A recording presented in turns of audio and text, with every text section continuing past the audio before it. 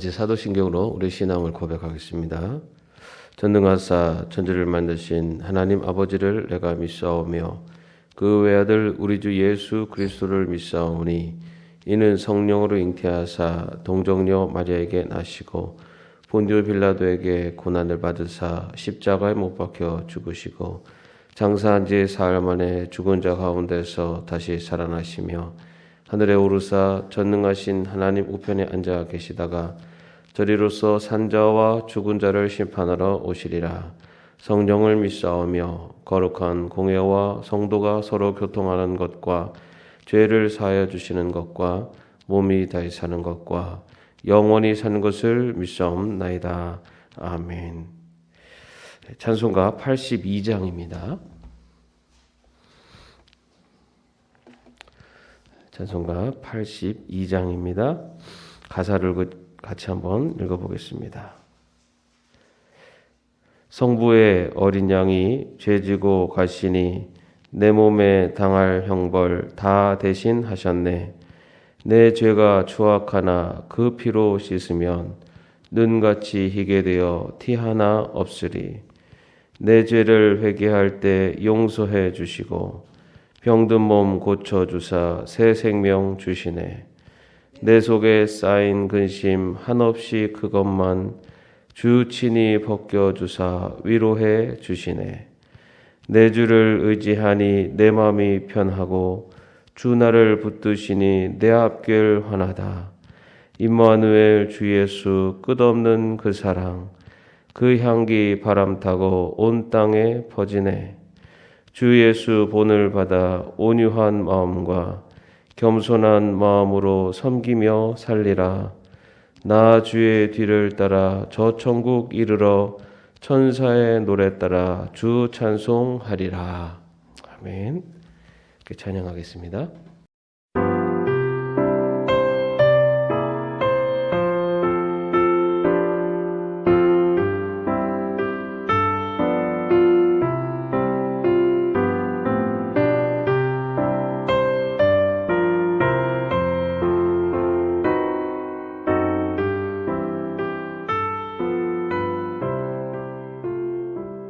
성부의 어린 양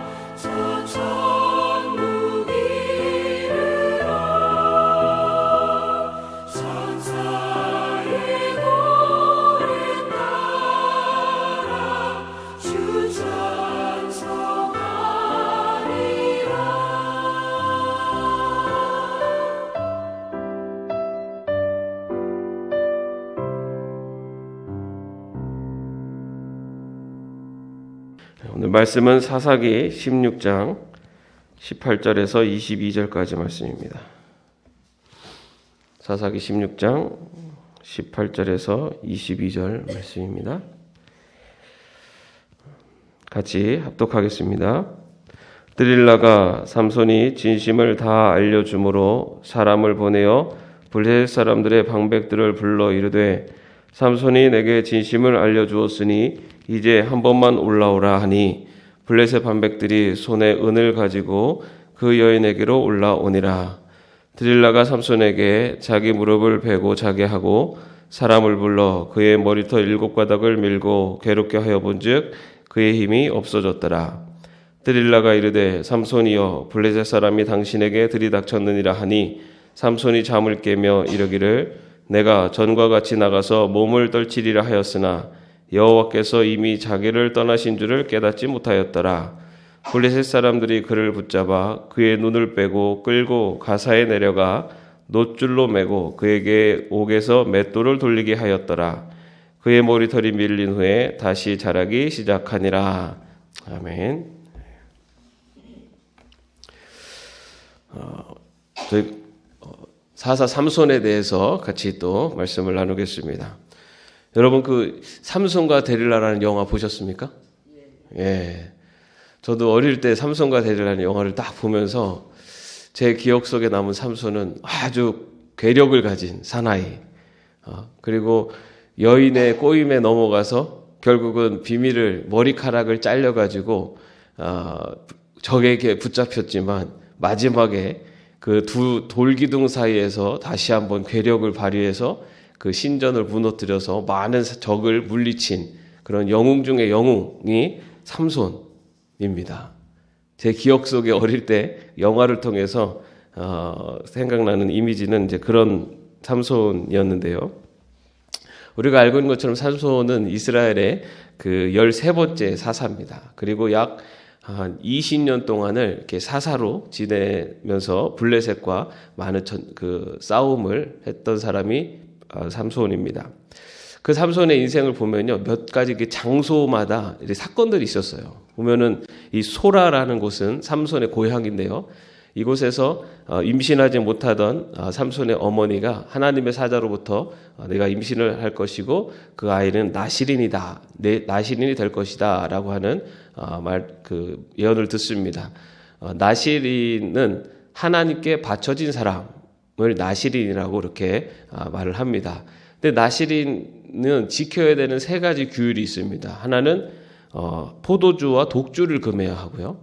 또 하나는 죽은 시체를 만지지 말아야 합니다. 그리고 마지막 하나는 머리카락을 자르지 않아야 합니다. 이 3가지의 나실인으로서 지켜야 되는 규율이 있는데 삼손은 바로 이런 나실인으로 태어난 사람이 삼손입니다. 이 소라라는 지역이 바로 이렇게 삼손의 고향이었고요. 그 다음에 또 한 곳은 딥나라는 곳입니다. 이 딥나라는 곳에서는 이 삼손의 블레셋 여인을 사랑하게 됩니다. 그래서 그 블레셋 여인을 아내로 삼게 되는데 우리가 아는 것처럼 유대인들은 이방 여인과 결혼하는 걸 사실은 금했습니다. 그럼에도 불구하고 이 삼손이 블레셋 여인을 취하려고 하는데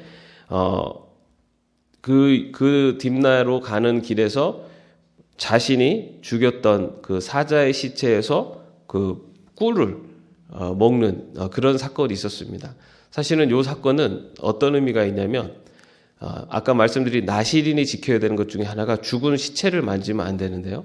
이 삼손이 죽은 시체뿐만 아니라 그 안에서 나온 꿀을 먹음으로써 나실인의 규약을 하나를 어기게 되는 사건을 보여주고 있습니다. 그렇게 블레셋 여인과 결혼을 하게 되는 결혼 필요연에서 수수께끼를 냈지만은 또 여인의 아내 될 여인의 재촉에 또 답을 누설해서 결국 그 내기에서 지게 됩니다. 그렇게 내기에서 지게 된 삼손이 그 다음 장소가 아스글론이라는 장소인데요. 그 아스글론에 내려가서 블레셋인 30명을 죽이고 그들로부터 옷과 배옷과 겉옷을 마련해서 그 내기에 진 것을 다 갚게 되고요. 그리고 나서 이후에 나중에 다시 돌아와서 아내를 취하려고 했더니 이미 다른 남자에게 이 아내가 보내진 것을 보고서는 이 삼손이 분해가지고 여우 꼬리에 불을 붙여서 풀어놓게 됩니다. 그래서 그 여우 꼬리에 불이 붙은 여우들이 블레셋 곡식밭을 헤매고 다니면서 온 곡식을 다 불태워버리게 되고, 그리고 그때 또 블레셋 사람들과 싸워서 많은 블레셋 사람들을 죽이게 됩니다. 그렇게 블레셋 사람들을 죽이고 난 다음에 삼손이 에담 바위에 숨어서 지내게 되는데요. 그 에담 바위가 있던 곳이 유다 레히라는 곳인데요. 이 유다 레히라는 곳에 이 삼손을 잡으러 블레셋 사람들이 찾아옵니다. 그랬더니 유다 사람들이 자기들에게 피해가 올 것을 두려워하여 삼손을 붙잡 묶어서 에담 바위 틈에서 끄집어내서 블레셋에게 넘깁니다. 그때 이 삼손에게 여호와의 영이 임해서 나귀의 턱뼈로 블레셋 군사 1000명을 다 물리쳐버리게 됩니다. 그리고 그곳 이름을 라만레히라고 이렇게 부르고요. 그 다음에 그렇게 1000명과의 싸움에서 목이 말라서 하나님께 기도했더니 하나님이 그곳에서 샘물을 나오게 하셔서 삼손을 회복케 하신 그곳을 에나꼬레라고 그렇게 부르게 됩니다. 그렇게 그 블레셋 사람들과 이제 원수가 되어 있는 상황에서 이 삼손이 가사로 내려갑니다. 이 가사는 블레셋의 그 도시입니다. 근데 그 블레셋의 도시에 내려가서 이 삼손이 창녀와 동침을 하게 됩니다. 그리고 나서는 그 창녀와 동침을 하고 있는 이 이 삼손을 블레셋 사람들이 이 포위를 하고 잡으려고 합니다. 그때 이 삼손이 또 괴력을 발휘해서 이 블레셋 그 가사에 있는 성문짝 그리고 두 기둥 빗장을 다 빼가지고 그 큰 문짝을 들고 헤브론가로까지 끌고 가게 됩니다. 그래서 그 괴력을 본 블레셋 사람들이 아주 그 삼손에게 손도 못 대는, 그래서 아주 이 블레셋 사람들에게 치욕을 안기게 됩니다. 그래서는 이 블레셋 사람들이 얼마나 이를 갈고 있겠습니까? 그러다가 이제 또 소렉이라는 장소로 가게 되는데, 이 소렉에서는 우리가 잘 아는 그 드릴라를 만나게 됩니다. 그곳에서 드릴라와 사랑에 빠져서 결국은 자신의 비밀, 힘의 비밀을 누설하게 됩니다. 그래서 머리털이 밀린 이 삼손이 힘을 잃자 블레셋 사람들에게 잡혀서 결국 그 눈이 뽑히고 옥에 갇혀서 맷돌을 돌리는 그런 신세가 된 것이 바로 삼손입니다. 사실 삼손, 아까 처음에 말씀드린 것처럼 삼손 하면은 아주 괴력을 가지고 적과의 싸움에서 승리를 거둔, 그리고 마지막까지도 큰 승리를 거둔 그런 아주 그 위대한 사사로 우리 그 이미지는, 그리고 영화에서는 좀 보여주고 있지만 실제로 성경에서 나타나고 있는 삼손은 사실은 사사로서 어떻게 보면 실패한 사사입니다. 그 인생을 보면요, 그가 블레셋과 싸운 것은 하나님을 위해서 싸운 적이 없어요. 대부분 여우꼬리에 불을 붙여서 블레셋 사람들이 블레셋 사람들과 싸우게 되는데, 그것도 자기가 자기 아내를 빼앗겨서 열받아 가지고 그래가지고 여우꼬리에 불을 붙여서 그 블레셋 사람들한테 복수를 한 격이고요. 그 다음에 또 유다 레히에서도 그 1000명을 나귀 턱뼈로 싸워서 이겼는데, 그것은 자기를 잡으러 온 그 블레셋과의 싸움이었습니다. 그것이 어떤 자기 민족을 지키기 위해서거나 아니면 뭔가 하나님을 위해서가 아니라 자기 자신을 지키기 위해서 싸워서 그렇게 블레셋 사람들을 물리쳤습니다. 그리고 또 삼손을 보면요, 아주 정욕에 눈이 멀어 있었습니다. 그 처음에 보면은 딥나에서도 이 블레셋 여인, 이방 여인과 결혼하면 안 되는데 또 불구하고 이 블레셋 여인을 취하려고 했었고, 그리고 가사에 가서도 그 블레셋 도시에 들어가서도 창녀와 밤을 지새우다가 블레셋 사람들한테 잡힐 뻔하고요. 그리고 또 소렉에서는 드릴라와 이 사랑을 나누다가 결국은 그 여인의 꼬임에 그리고 넘어가가지고 결국 자기의 비밀을 말하게 되는, 그 첫 번째 그 딥나에서 블레셋 여인도 수수께끼를 해놓고서 그 여인이 자꾸만 재촉을 하니까 결국은 비밀을 다 얘기했는데 이 삼손이 또 드릴라한테도 결국은 드릴라가 재촉을 하니까 결국 비밀을 얘기한. 그래서 여인의 정욕에 굉장히 쌓여 있었던 사람이 이 삼손입니다. 그리고 무엇보다 삼손은 나실인이었는데 나실인으로서 지켜야 되는 포도주와 독주를 금하는 것, 이것은 뭐 얘기도 안 됩니다. 왜냐하면 삼손은 거의 술에 취해 살았던 사람이다라고도 할 수 있어요. 그리고 또 하나는 죽은 시체를 만지지 말아야 됨에도 그 죽은 사자의 시체에서 꿀을 따먹는 그것도 어겨버리게 됩니다. 그래도 그때까지만 해도 삼손이 사실은 힘을 잃지 않았어요. 우리는 머리카락을 잘랐기 때문에 머리카락에 힘의 근원이 있다 생각하지만 실제적으로는 머리카락 때문에 힘이 있었던 것이 아니라 나실인의 서원 중에 그래도 머리카락 자르지 않는 서원만큼은 지키고 있었습니다. 그런데 그 마지막 서원을 삼손이 깨뜨리게 된 겁니다. 그러면서 하나님의 영이 떠나셨고 그의 능력을 잃게 됩니다.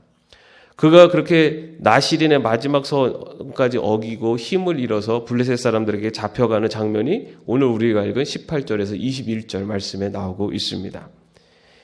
그렇게 삼손이 블레셋에 잡혀가는, 그래서 그 눈이 뽑히는, 그가 여인들에게 취해 있었던 정욕의 상징인 그 눈이 뽑히고, 그리고 그가 그의 힘으로 이제는 감옥에 갇혀서 맷돌을 미는 신세가 된 것이 삼손입니다.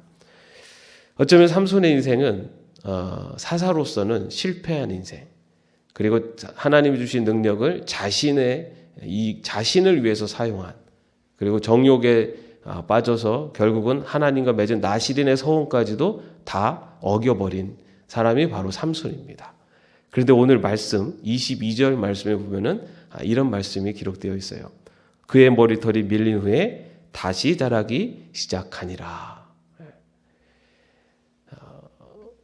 오늘 말씀에서 이 마지막 22절 말씀은 우리에게 많은 여운을 남깁니다.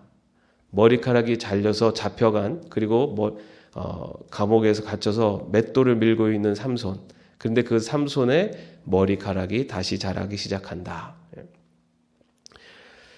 삼손의 모습은 정말 어떻게 그 위대한 그런 모습으로 보기보다는 사실은 그의 인생을 보면은 실패한 인생, 그리고 죄 많은 인생, 하나님의 뜻을 거역한 인생이 삼손입니다. 그런데 삼손의 그런 모습들, 그런 죄가 있는 모습들이 결국은 우리들 안에도 그런 모습들이 있지 않나 생각을 해봅니다. 삼손처럼 우리가 뭐 괴력을 발휘해서 사람을 죽이고 막 술에 취하고 이런 드러나는 그런 죄가 아니더라도 우리 안에 있는 은밀한 죄, 누구에게 들키지 않았을 뿐 나는 알고 있는 죄, 그런 죄들이 우리 모두에게 있습니다.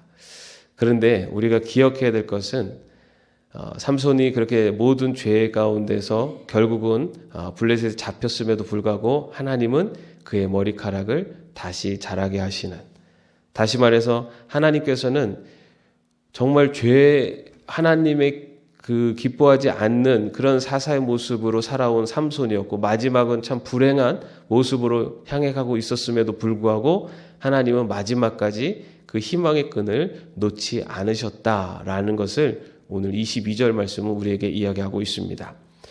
우리도 그런 많은 은밀한 죄, 그리고 드러나지 않는 그런 죄의 모습들이 있을 줄 압니다. 그리고 또한 우리가 살아가면서 어쩌면은 이런 죄의 길을 걸어가게 될 때도 있을 것입니다. 그런데 우리 믿는 사람들에게 있어서 잊지 말아야 될 한 가지는 하나님은 끝까지 포기하지 않으신다는 것입니다. 우리가 아무리 은밀한 죄가 있고 누구에게 드러날 수 없는 죄가 있어도 하나님은 나를 포기하지 않으시고 끝까지 잡고 계시고, 내가 그 죄의 깨달음이 있고 그 죄를 통해서 내가 하나님 앞으로 돌아올 때까지 하나님은 기다리고 계신다는 것입니다. 결국 그렇게 포기하지 않으신 하나님께서는 마지막에 다곤 신전에서 삼손에게 마지막 그의 능력을 허락하심으로써 많은 또 블레셋 사람들에게 물리치는 그러한 사사로서의 마지막, 이 마지막 싸움은 자신을 위한 것이 아니라 이 블레셋의 신을 물리침으로써 하나님의 이름을 높여드리는 그런 모습으로 삼손의 마지막을 장식하게 됩니다. 하나님께서는 우리의 죄 많은 삼손을 끝까지 포기하지 않으시고 마지막에 머리털이 자라게 하시는 그 희망의 끈을 갖고 보여주셨던 것처럼 역시 우리를 향한 하나님의 그 소망과 희망과 또 우리를 기다리시는 그 기다리심을 포기하지 않으신다는 사실, 우리가 이 사실을 믿고 나아갈 수 있기를 바랍니다.